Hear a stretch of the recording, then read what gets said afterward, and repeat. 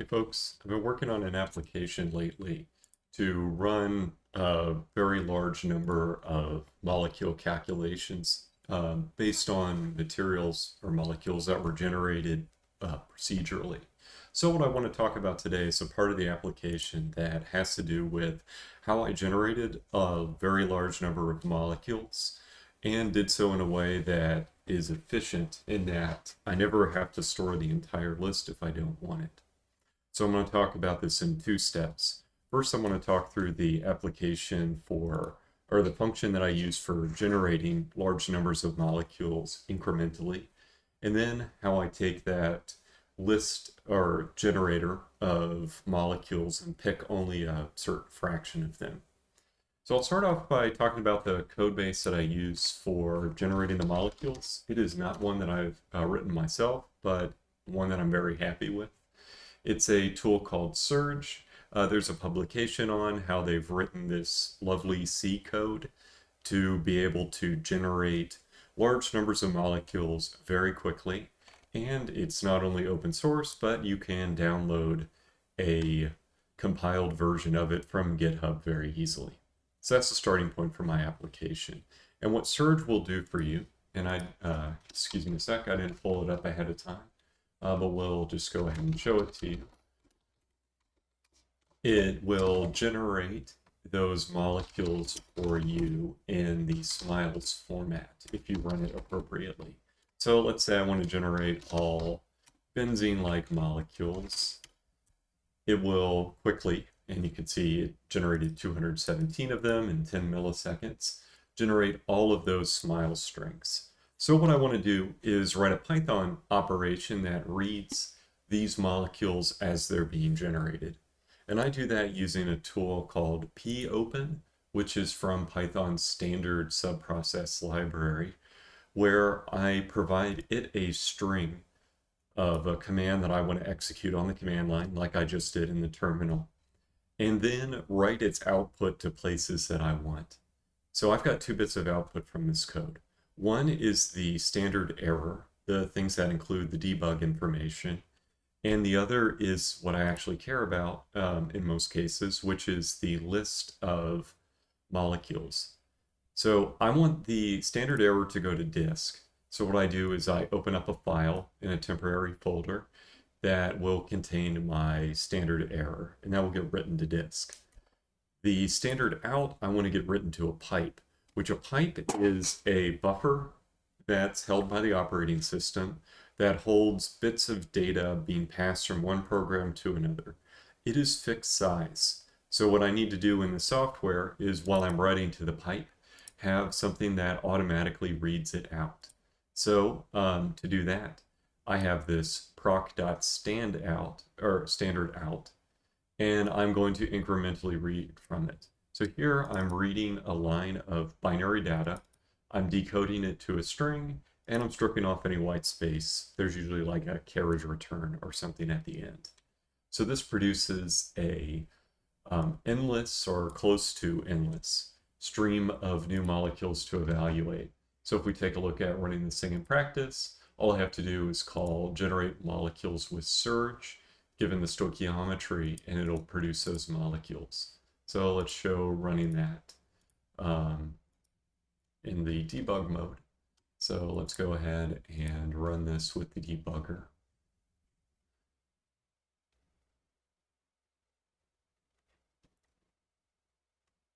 All right, here we are. So you can see I've got my code running in the background. I've called Surge with the appropriate command line arguments. It's running within a certain temporary directory and writing the standard error.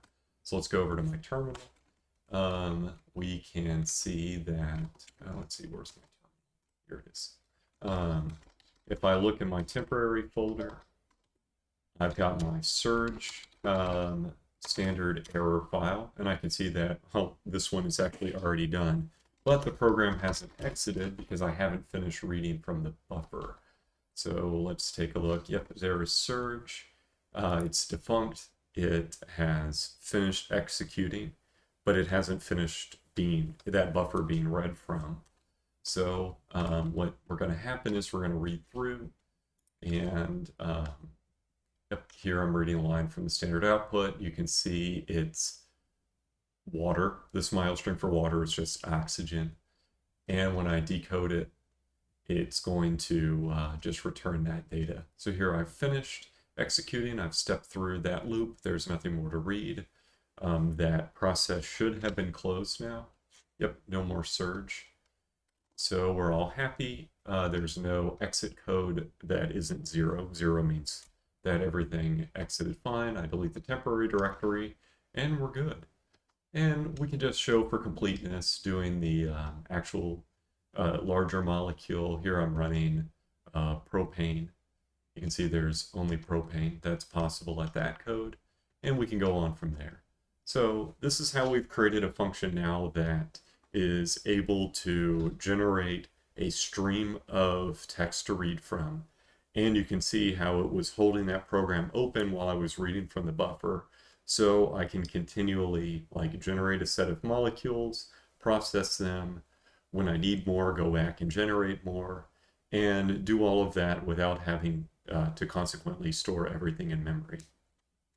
Now this is good because one of the things I want to do with this code eventually is run the entire string, or to generate a stream of molecules, generate all the possible molecules, but not actually evaluate all of them.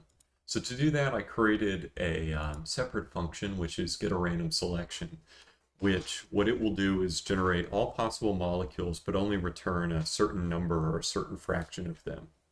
I do that by using that endless stream of molecule generator, that function I just wrote, generate molecules with surge, and a random number generator.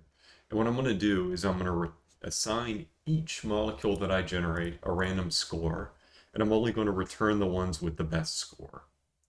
Now to do that incrementally, and let's say I want to return a large number, say 1,000,000 molecules.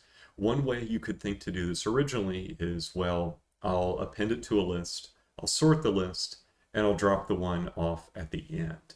Now that requires a sorting each time, which can be expensive, but fortunately there's another Python standard library called the Heap queue, which has this nice operation where it incrementally sorts a list.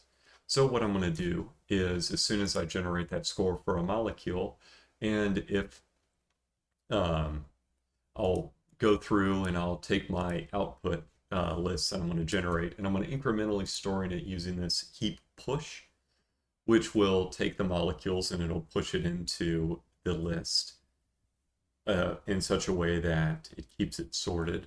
Or if I've already reached the list at a point that it's already filled, I'll remove the lowest one and keep the I'll remove the lowest one and I'll insert the new one as a single operation. Now I'm stumbling over my explanation a bit because I know that this is not actually a sorted list. This output actually is arranged in a special order called a heap, where while it isn't purely sorted entirely, it has some properties like the adjacent members in this heap are locally sorted amongst themselves, so I can easily find the lowest one by, say, going from a split within the tree.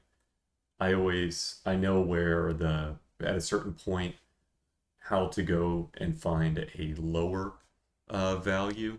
It's a little bit complicated. We're not going to go into the math today, especially because I learned about heaps in 2009, and it's been a long time since I've revisited the math since then. But I'll point you to the documentation that shows you how to use this incremental sorting of a sort to be able to kind of quickly keep a list of entries in a quasi-sorted manner. And that's allowing me to go through and maintain a list of top molecules that I want to pick from this endless stream very efficiently, because each time I generate a new one, I'm checking very quickly if it is in that top amount or not. And just to hopefully drive that point home, let's take a look at this thing running in practice. I'm currently generating all molecules with a stoichiometry of 21 carbons and 20 hydrogens, there are probably going to be, I'm going to guess in the ballpark, 10 billion of these. I, of course, don't want to store all of them in memory. 10 billion molecules is probably going to take up on the order of maybe probably 100 GB of space based on the fact that the QM17 data or GDB17 database, which is 160 billion, holds 5 terabytes on disk. Regardless, we're talking about numbers that are bigger than I should be storing in memory. And you can see the fact that I'm avoiding doing that by taking a look at this run trace. If you notice, my database runner or my molecule generator has been going steadily for about 3 hours now, 154 minutes. It's being called by this process here, which is the one that's maintaining that list of top million molecules to run. And not only has that barely used any processing time at all, it's used 13 seconds within the past 3 hours of this molecule generation being running, but it's only using a very small amount of memory. So I'm obviously not storing everything. I'm not using much CPU effort to keep that top list of molecules in place. So by the time this ends up finishing running, probably sometime tomorrow, I won't have overburdened the computer with a store of molecules, and I'm not going to end up involving all of them. So this was kind of a long explanation. Let's go back to the basics.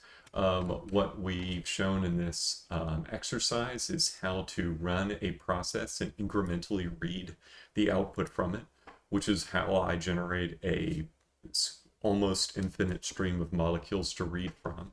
And I've also written a function that reads from that function, but only maintains a top amount of them to pull by reading them incrementally, assigning them a random score, and then using a heap queue to prepare that top fraction of the list that's in a somewhat sorted manner using heap queue. So that's all of it for today. I'll post all of the links to these little little parts that I use, and hopefully this will be useful to you in the future. Have a good day.